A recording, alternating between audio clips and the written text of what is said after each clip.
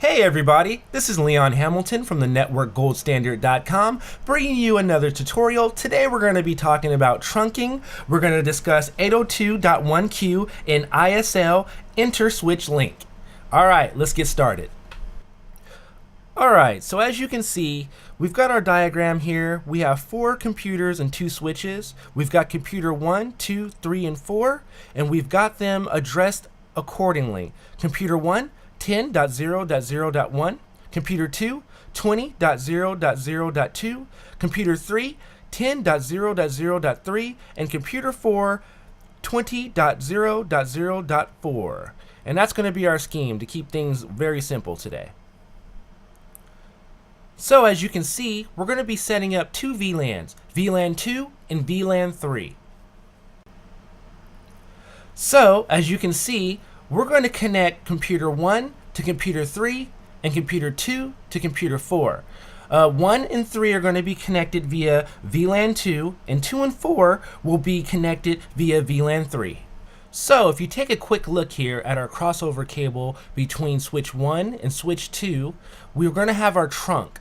So what's going to happen now at PC1 10.0.0.1, it's going to start to send our information down the pipeline here to interface 01. So as it goes down the pipeline here, before it exits interface FA024 on our switch number 1 going through our trunk, what's going to happen is we're going to start the tag process before it goes out that interface. So now that our frame has been tagged, it's traveling through our trunk to switch number 2 to interface FA024. So now that it's made its way to its destination on interface FA024 on switch number 2, the tag is going to be stripped. So once it reads the information from the tag, it's going to send the information on its way to its intended destination to PC3 10.0.0.3. Okay, so let's stop for a moment. Let's talk about trunking. Let's talk about what actually happened. There are 2 protocols that we're going to mention as far as the trunking protocols go.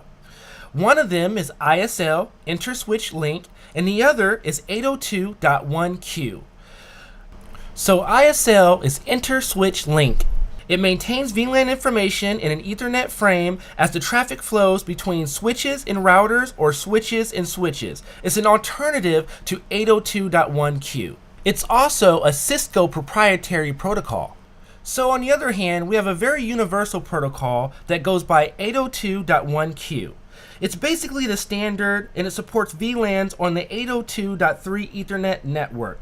It provides tagging for Ethernet frames used by bridges and switches in handling the frames. Also contains provisions for QoS, which is quality of service, commonly known as IEEE 802.1p, and defines the generic attribute registration protocol. So with ISL, it basically encapsulates around the frame and everything in it. And on the other hand, 802.1q basically injects the tag into the frame. It also causes the frame to be bigger. Okay, so let's break it down just a little bit more. So let's use this analogy. So we have this airplane here, and as we all know, airplanes fly through the sky from one destination to the other. So let's just say that we have a child that's flying alone to a destination. Well, how do they know where the kid is going and how to keep track of him along the way? Basically, they would give him a tag or a card or something that goes around his neck that'll say, hey, my name is such and such, this is my phone number, my parents' name, my parents' phone number, any emergency contacts, and where I'm going. So as that's happening, the child is now on the airplane, flying through the sky to the next destination, and when they fly in and land, they let the child go. But they don't let the child go just anywhere. They review his tag and they say, hey, this kid is such and such from flight such, and this is the destination he's going to be going to. So they look at the tag, they take the tag away and say, all right, child, on your way to your family, on to your destination. And that's kind of how trunking works. That's how the tagging process works in this instance. So, okay. I know that was a pretty cheesy way to explain it, right? But you understood it. Yeah.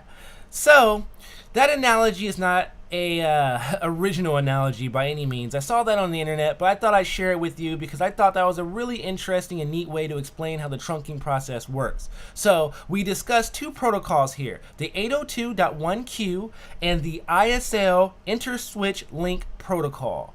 So, pretty easy stuff. Hopefully you took something away from this tutorial, which I know you did. Thank you for watching my video. Please subscribe below and also continue to follow me on LinkedIn if you already haven't. So, my name is Leon Hamilton with the NetworkGoldStandard.com.